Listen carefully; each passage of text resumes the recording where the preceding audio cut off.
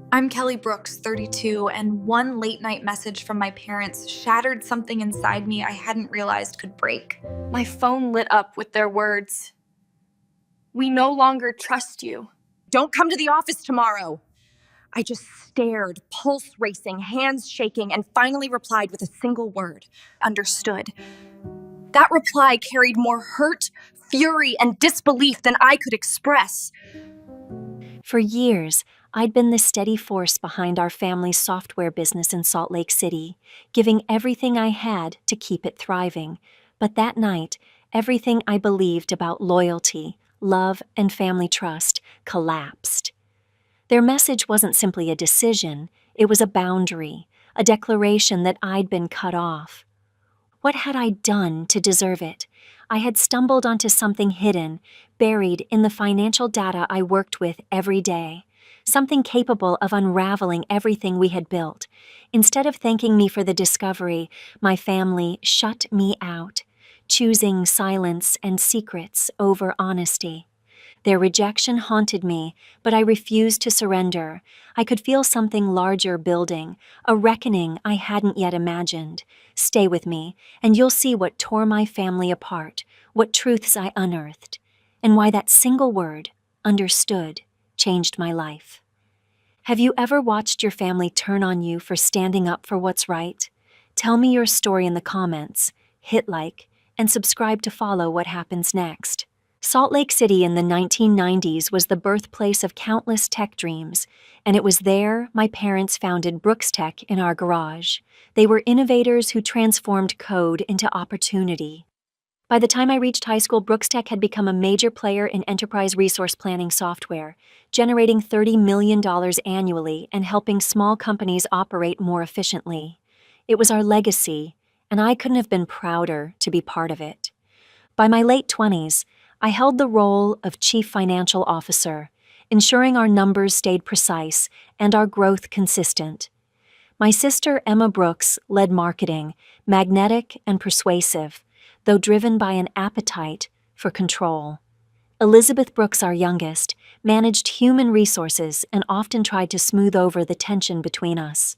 Our parents, the original founders, had stepped back from daily management, but still made the key decisions. They believed we could carry their vision forward, yet the cracks in that trust ran deeper than any of us knew. When we were kids, we were inseparable.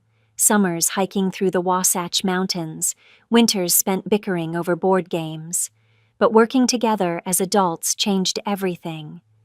Emma had always been the favorite, the star who could win Dad's approval with a slick pitch and a confident grin.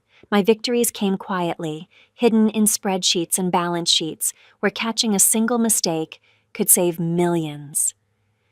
Elizabeth, forever the mediator, tried to keep peace between us, though it was clear she admired Emma's charisma more than my caution. It hurt, but I told myself it didn't matter. Family came first, and Brooks Tech was the glue that held us together. The first real fracture appeared 2 years ago, during a board meeting. I recommended scaling back costs on an expansion Emma had been championing. She shot me a glare so sharp it could cut glass, as if I'd betrayed her.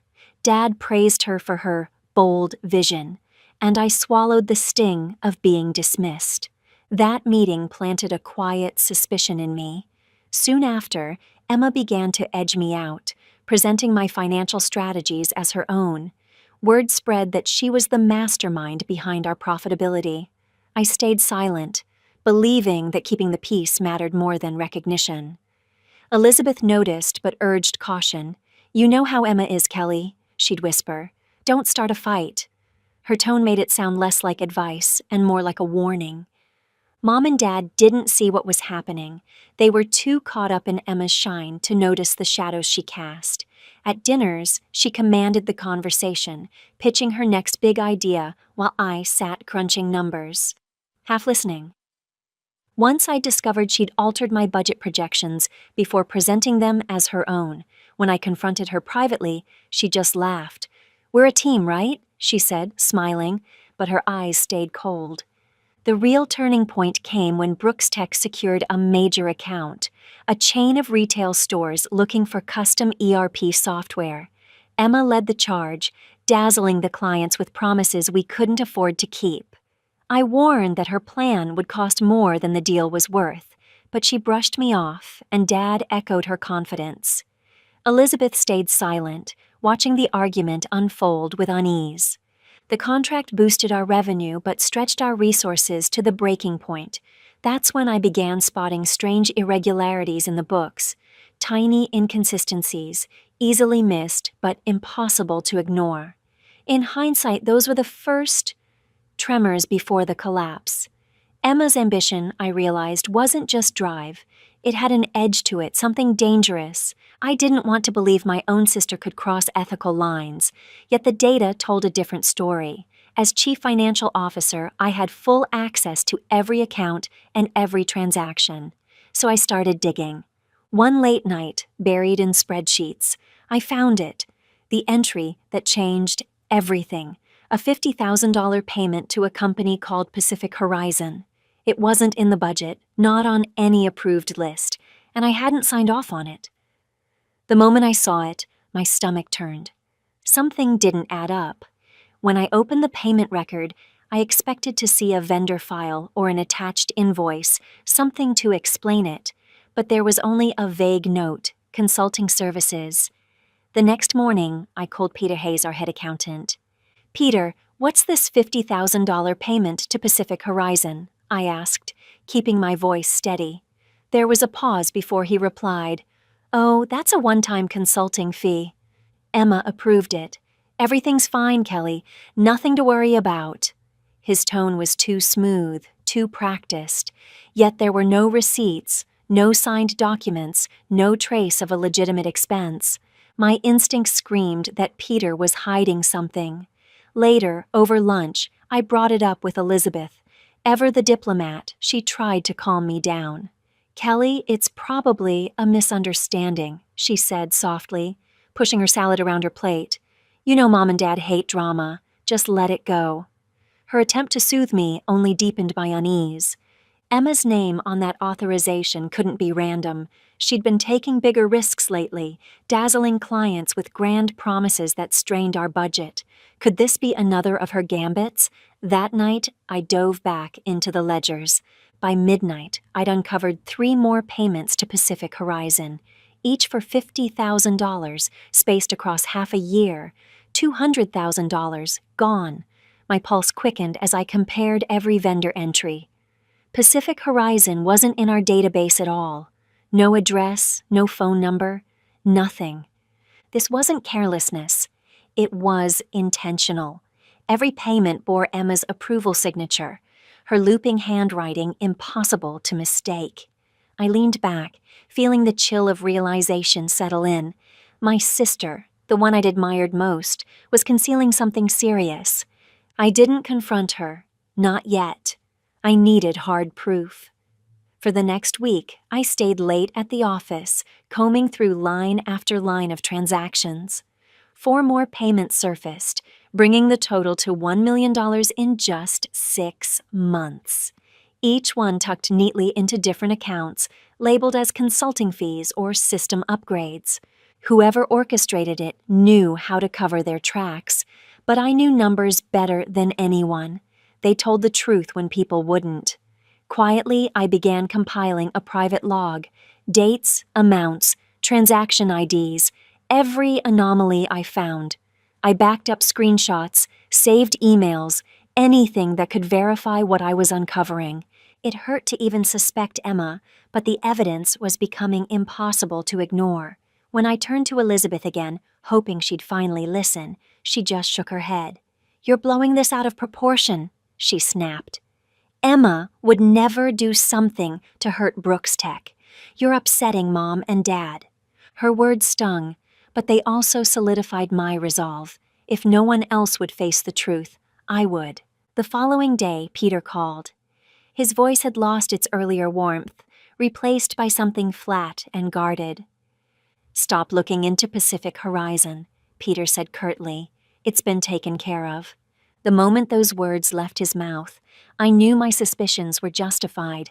Someone wanted this buried. Any trust I'd had in Peter evaporated, and the idea that Emma might be involved no longer felt like paranoia.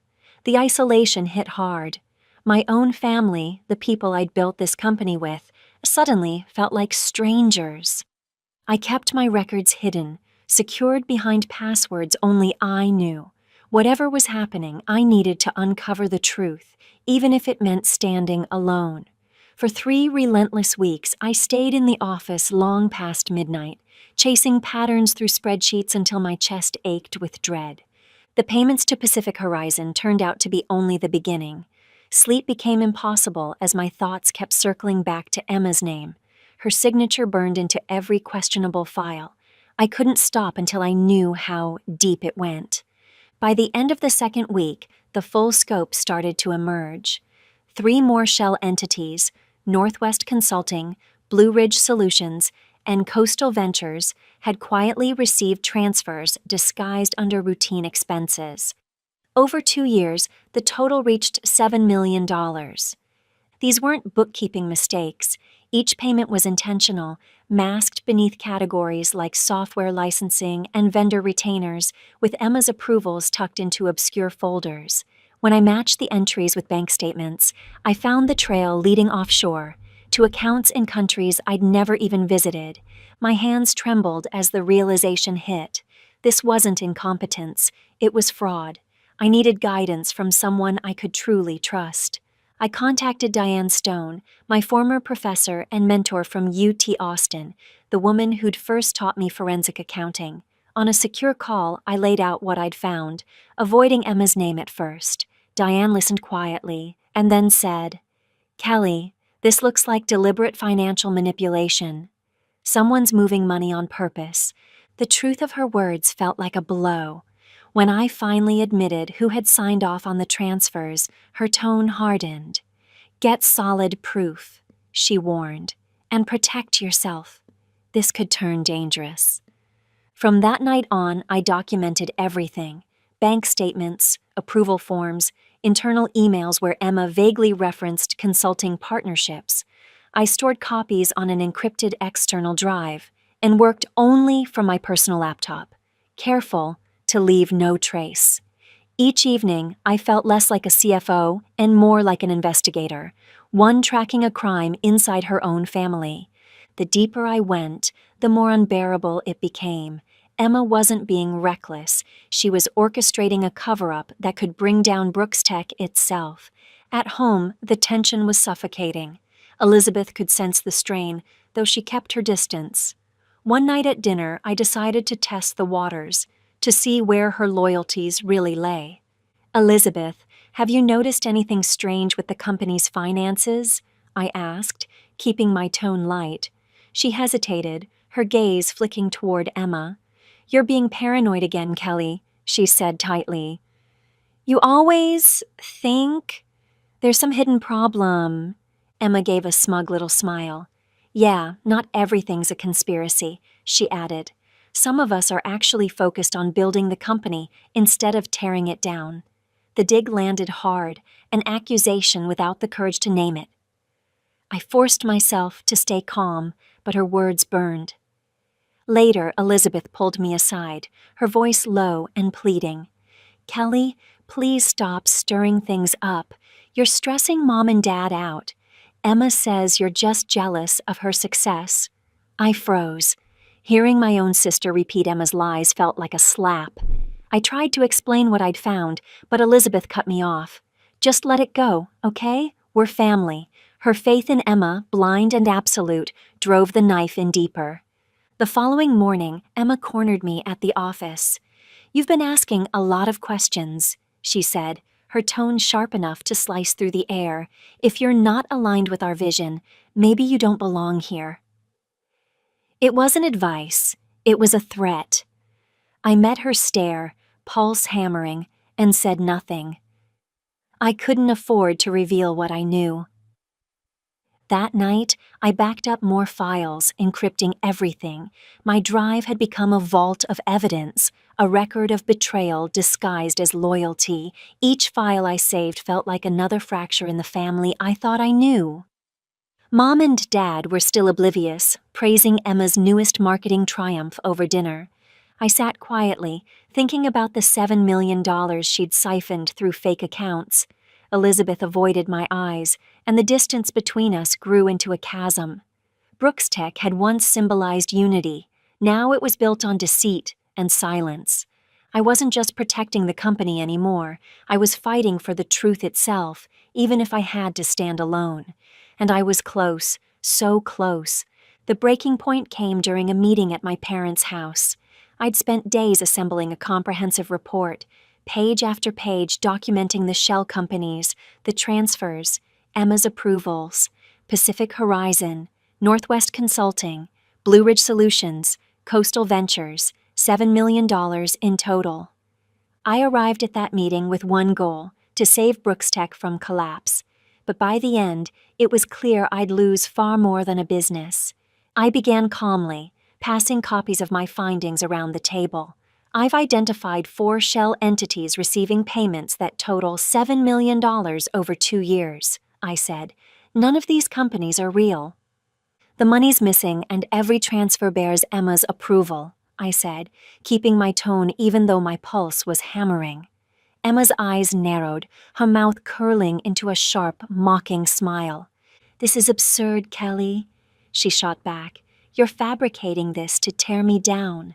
You've always been jealous of what I've accomplished here." Her words sliced deep, twisting years of buried resentment into something venomous. Dad, John Brooks, leaned forward, his expression hard. "Kelly, that's a serious accusation against your sister," he said. "Do you have solid proof? Or is this just conjecture?" I gestured to the stack of evidence spread across the table: bank statements, wire transfer logs, approval forms with Emma's unmistakable signature. "It's all here," I said firmly. "Every transaction, every document, I verified everything myself." Dad flipped through the pages, but his face didn't change. "Emma's the reason this company is thriving," he said flatly. "She's brought in major clients and kept us competitive. Why would she sabotage her own success?" His refusal to see the truth cut deeper than I expected.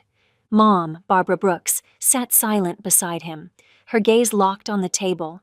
I'd hoped she'd speak up, ask questions, show even a flicker of concern. But her silence was its own answer.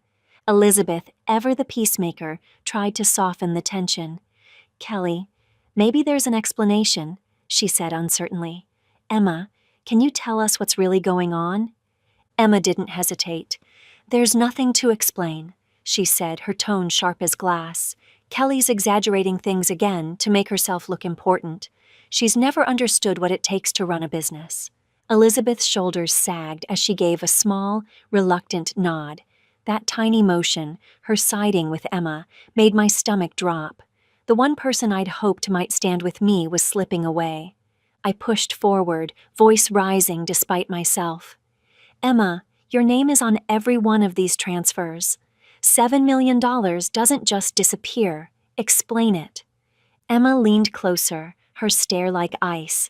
"You're the one who should explain yourself," she said coldly. "Digging through private records, questioning my work, that's not loyalty.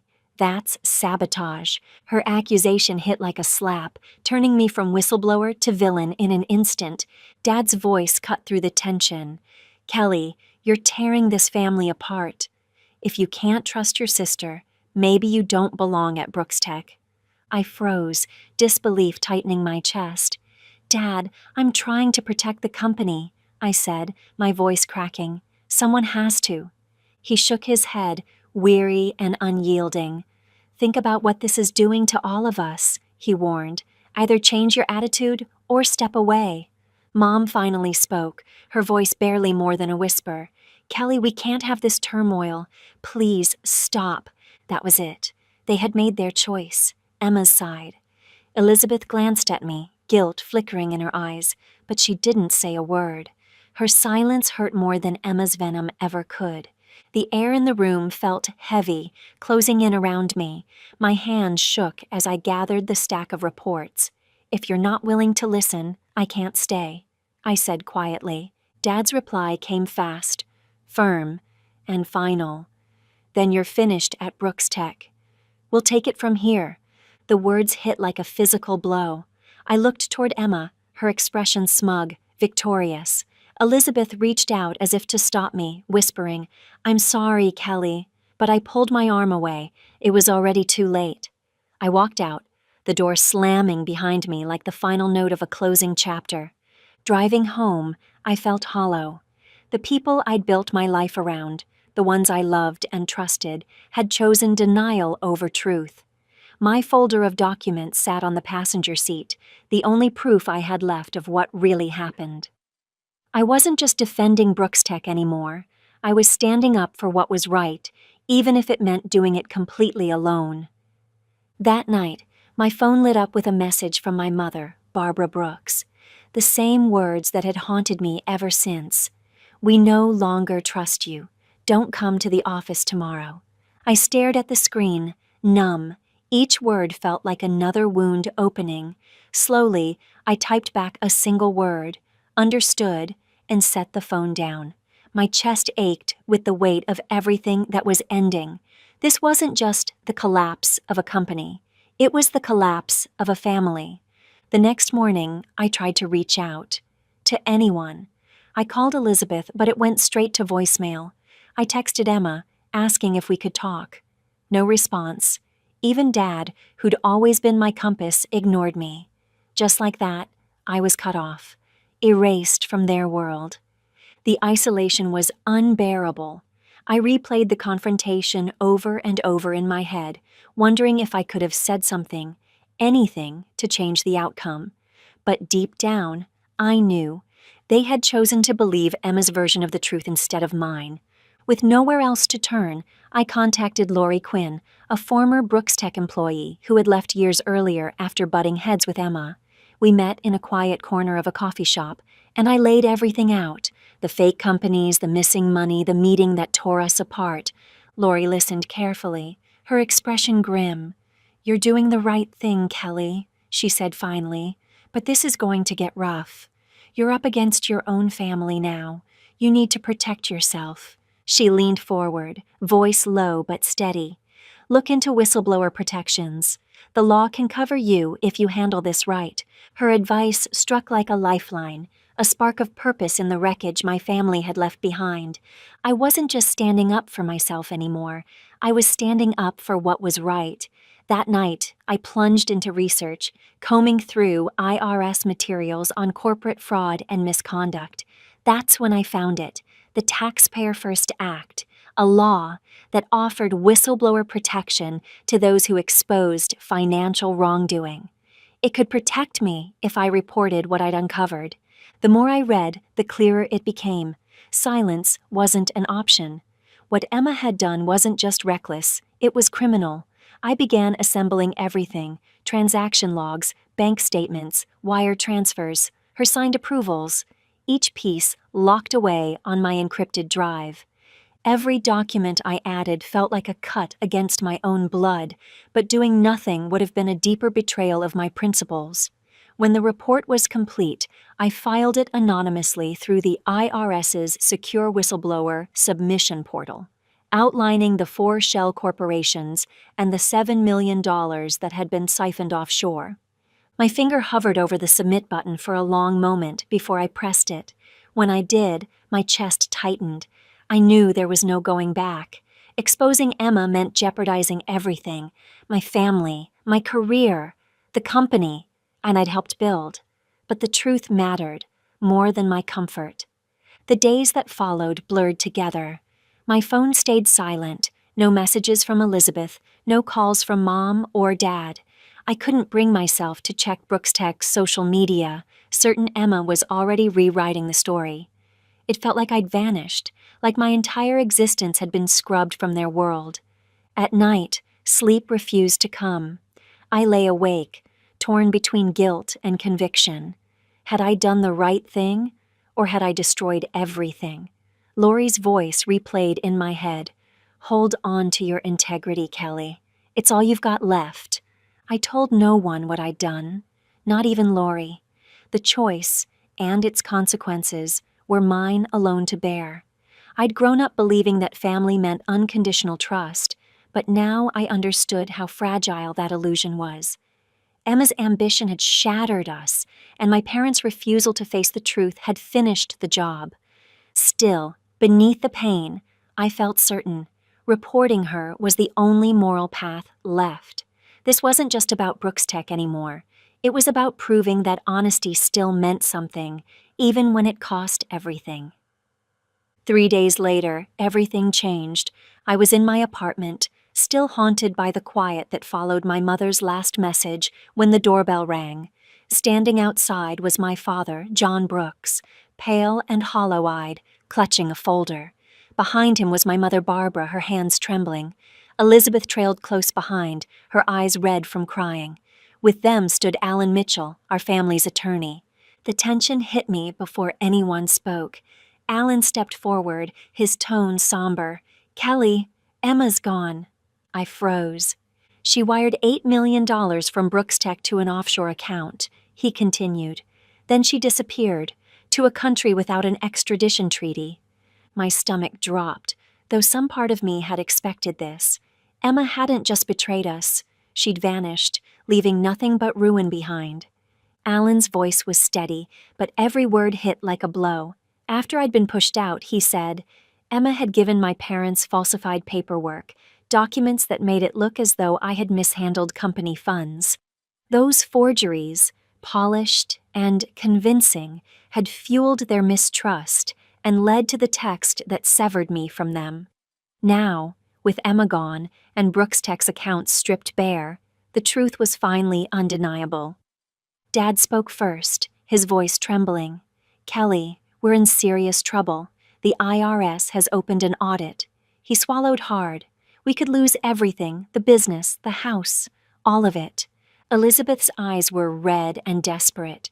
"You understand the books better than anyone," she pleaded. "Please, help us fix this." Mom's words were barely audible. "We need you, Kelly." But their pleas didn't soften me. They ignited anger instead. These were the same people who'd believed Emma's lies without hesitation, who'd turned their backs when I tried to warn them. And now, broken and frightened, they wanted me to clean up her mess. Alan slid a folder across the table. Emma's final transfer moved $8 million into a Cayman Islands account through a front company called Horizon Global, he said gravely. She also created forged financial reports, naming you as the one responsible for discrepancies. That's how she convinced your parents you were at fault. He exhaled, shaking his head. "She manipulated everyone, but you saw the truth before any of us." I flipped through the file. The evidence was overwhelming. False ledgers, fake approvals, my forged signature scrawled across doctored spreadsheets. Seeing my name on those lies explained everything, but it didn't dull the ache of betrayal. When I looked up, their fear filled the room. Dad leaned forward, desperation etched in every line of his face. "Kelly, please talk to the IRS," he said. "Tell them we didn't know. You're our only chance." Elizabeth's tears streaked down her cheeks. "We're family, Kelly. Don't let Brooks Tech fall apart." Mom reached for my hand, her voice breaking. "We were wrong. We should have trusted you." The words fell flat, too little, too late. Their regret couldn't erase what they'd done. They'd chosen Emma's fabrications over me, and now they were facing the cost of that choice. I straightened, my voice calm but edged with ice. "You believed Emma and cast me out," I said. "I warned you, and you refused to see the truth. You don't get to ask for my help now." Elizabeth sobbed, clutching Mom's arm. "Please, Kelly, don't let the company die." Dad's tone hardened, wounded pride overtaking guilt. "You'd really walk away after everything we built together?" I met his gaze without flinching. "You walked away first," I said. "Emma's crimes are on her, but your blindness made them possible." Mom bowed her head. silent, unable to argue. I turned from them and took out my phone. If they wanted me to protect them, it wouldn't be through denial, it would be through truth. Over a secure line, I reached out to Patricia Newman, the IRS agent managing the investigation. I gave her everything: the timeline of Emma's final transfer, copies of the forged reports, and the emails linking her to Horizon Global. Patricia's tone stayed composed, but her urgency was unmistakable. "This is critical, Kelly," Patricia said. "Your evidence will fast-track our case, though finding her won't be easy." But catching Emma wasn't what drove me anymore. What I wanted was justice. The files I'd handed over ensured the IRS would pursue the truth, no matter where Emma tried to hide. As my family left that day, their footsteps echoed with defeat. I felt a storm of emotions, grief tangled with grim resolve. Dad's broken pleas, Mom's silence, Elizabeth's tears. They were genuine, yet so was their betrayal. We had built Brooks Tech together, and they had let Emma destroy it. I'd done my part. The IRS had everything they needed. My goal was no longer saving what was left of my family, but making sure they faced the fallout of their choices. More than anything, I wanted them to be held accountable. 6 months later, I stood on the edge of a new life, watching the past collapse behind me. Brooks Tech was gone, its downfall splashed across headlines as a cautionary tale in Salt Lake City. My parents, John and Barbara Brooks, faced a devastating IRS judgment, a $10 million penalty for financial misconduct linked to Emma's shell companies. The fine wiped out their savings, and when key clients pulled out, the company folded into bankruptcy. The empire they'd spent decades building had vanished, leaving only ruins. Emma, once the family's golden child, was now a fugitive. The IRS had issued a warrant based on my evidence, but she'd fled beyond reach, to a country with no extradition treaty. News reports hinted she was living in isolation, far from the life she'd once commanded. Her ambition had cost her everything: her family, her reputation, her freedom. I didn't feel vindicated, just hollow. The sister I'd admired had become someone unrecognizable, consumed by greed. Elizabeth reached out eventually. Her messages were hesitant, thick with regret. "Kelly, I was wrong. Can we talk? You're still my sister." I read the words more than once, but they rang empty. She'd watched me be cast out, and when I needed her most, she'd stayed quiet. Her apologies couldn't undo that silence. I deleted her texts and chose not to respond. Cutting them all off was painful, but necessary. I needed distance to heal. In time, I rebuilt. I found work at a consulting firm that specialized in corporate ethics, helping businesses strengthen transparency and compliance, the very principles my family had ignored. The job mattered. It gave meaning to everything I'd endured. I rented a modest apartment in a new city, surrounded by colleagues who valued what I could do, not who I was related to. Each day, I reclaimed a little more of myself, proving I could stand tall without the shadow of Brooks Tech or the family that once defined me. The IRS inquiry, driven by the evidence I'd submitted, ended with clear, indisputable findings. Patricia Newman, the lead investigator I'd worked closely with, confirmed that my documentation, bank statements, forged financials, and transfer logs had revealed the full extent of Emma's scheme. The $10 million penalty was only one piece of the fallout. My parents spent years entangled in legal disputes, trying to separate themselves from the damage. I didn't celebrate their losses or take comfort in being right. My part in this story ended the moment I chose honesty over blind loyalty, and I've never regretted that choice. The hardest truth to face wasn't the collapse of Brooks Tech, or even the estrangement from my family. It was realizing how loyalty, unchecked, can blur the line between devotion and denial. I'd grown up believing family came before everything, but Emma's ambition, my parents' refusal to see, and Elizabeth's silence showed me how that belief can cost you everything. What I learned is simple, but painful. Your responsibility to your own integrity must come first. Walking away was the hardest thing I've ever done, yet it was also the right one. This experience left me with a truth I'll never forget. Unquestioning loyalty can destroy you, but standing for what's right builds something lasting. To anyone listening, if something feels wrong, don't ignore it, even when it comes from those closest to you. Speak out, demand accountability. Don't let affection be an excuse for deception. My family's downfall wasn't just their tragedy, it became my turning point. Choosing integrity over allegiance gave me a future defined by purpose, not pain. Thank you for listening to my story. If it resonated with you, share your thoughts and subscribe for more stories about resilience and rebuilding after betrayal.